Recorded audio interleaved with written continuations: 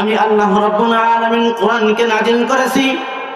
আল্লাহকে বললাম, আল্লাহ, কোরআন নাযিল করার তোমার মহা উদ্দেশ্য কি? রব্বুল আলামিন বলেন, হুদাল লিন্নাস, শুধুমাত্র কেবলমাত্র একমাত্র মানুষের হেদায়েতের জন্য আমি আল্লাহ রাব্বুল আলামিন এই কোরআনকে নাযিল করেছি।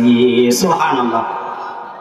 কোরআনের আরেকটা বৈশিষ্ট্য আল্লাহ রাব্বুল আলামিন বলেন, ওয়াবাইয়িনাতিম মিনাল হুদা।